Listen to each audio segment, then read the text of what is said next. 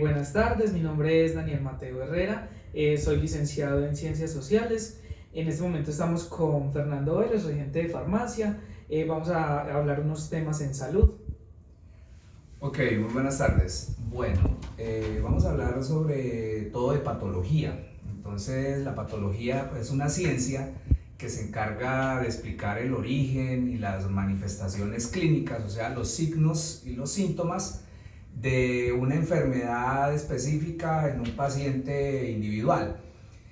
La patología en Colombia tiene sus inicios en el siglo XIX, recién creada la Facultad de Medicina de la Universidad de Antioquia.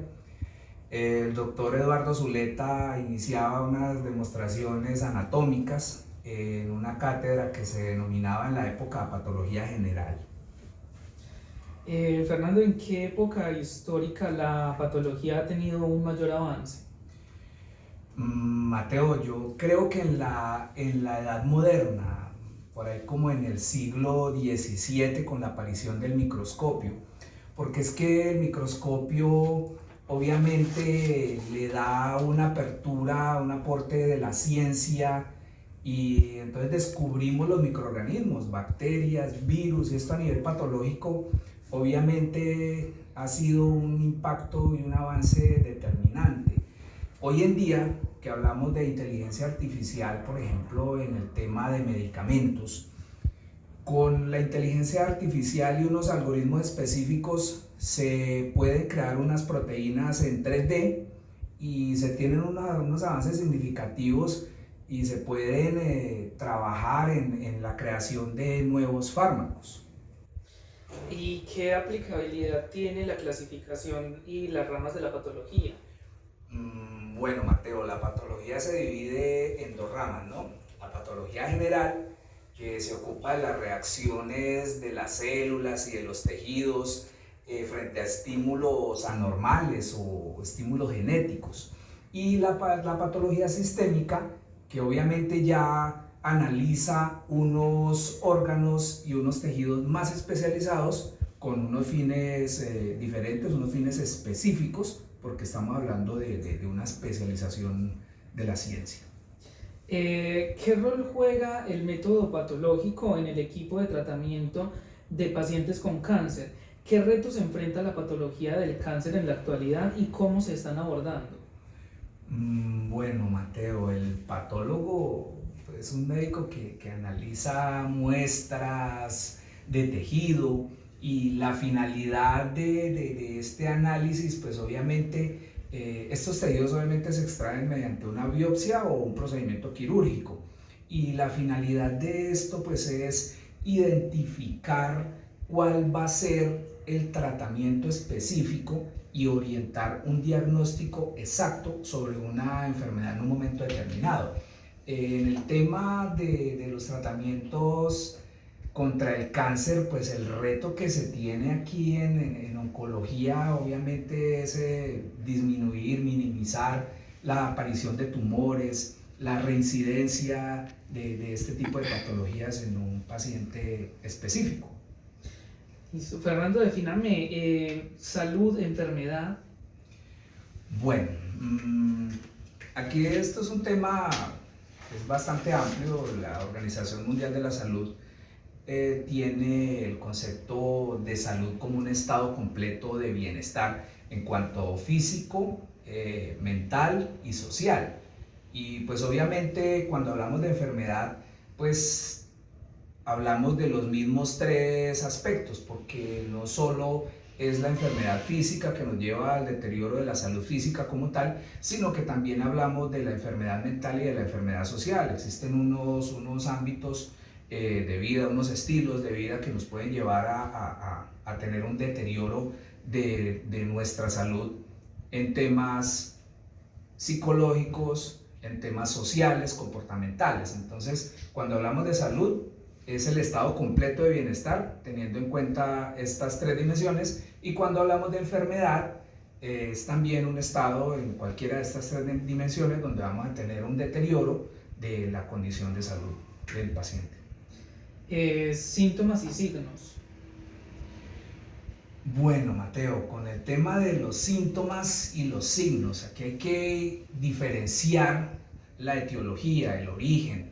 Cuando hablamos de síntomas son las manifestaciones subjetivas de una enfermedad. Entonces, traduciendo esto un poquito, es la manifestación percibida únicamente por el paciente, ¿sí? Y que el médico pues la puede descubrir mediante el interrogatorio, mediante la consulta médica, mediante las preguntas que se le hacen al paciente, la anamnesis.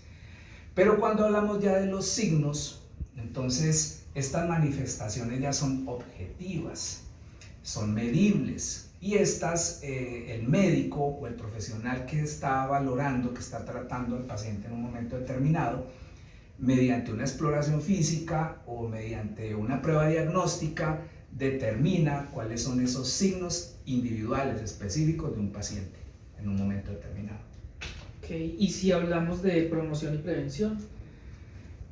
Bueno, promoción de la salud, ¿no? Promoción de la salud, pues constituye, esto tiene una parte política y una parte social. Abarca unas acciones que van dirigidas a modificar condiciones sociales. Cuando hablamos de promoción, estamos hablando de promoción de la salud tanto individual como colectiva. Entonces, hablamos ahí de actividades de tipo ambiental, por ejemplo, como recolección de basuras, hablamos de actividades sociales, hablamos de actividades económicas como el tema de la alimentación.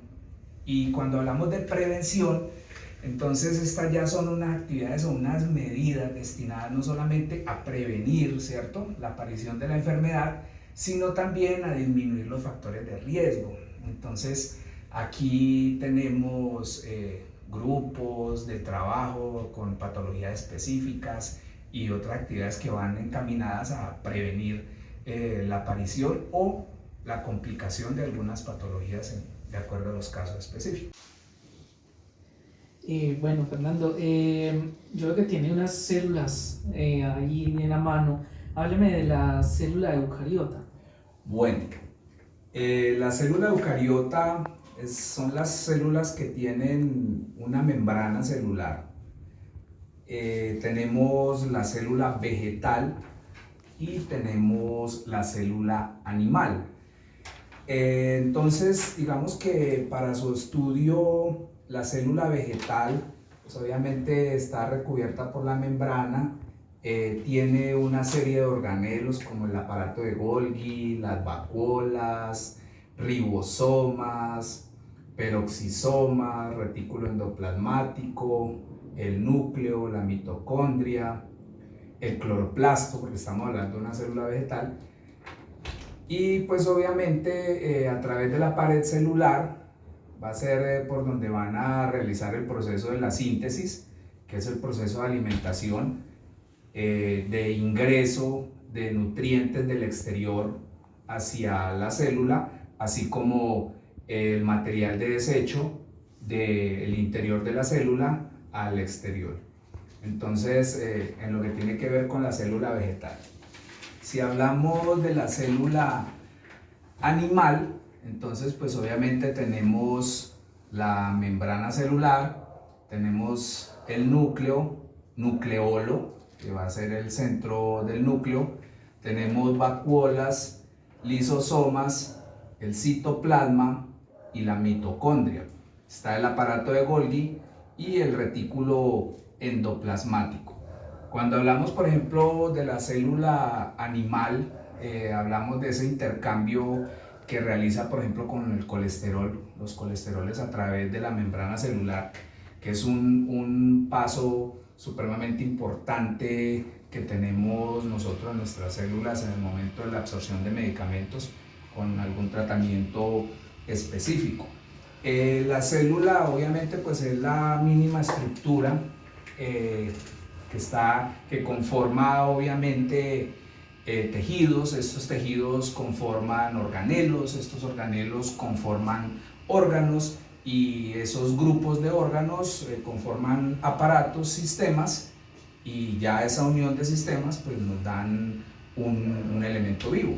En este caso, pues se tiene el núcleo celular definido, está recubierto por una membrana. Dentro de esa membrana están los cromosomas que almacenan la información genética del organismo, hablando de la célula vegetal como tal. Entonces, pues la célula se convierte en la mínima estructura funcional, es la que nos permite a nosotros el desarrollo de un montón de funciones que son vitales para la vida. La célula procariota, eucariota, tenemos las diferentes clases de células. Listo, muchas gracias. Ok, Mateo, muy amable.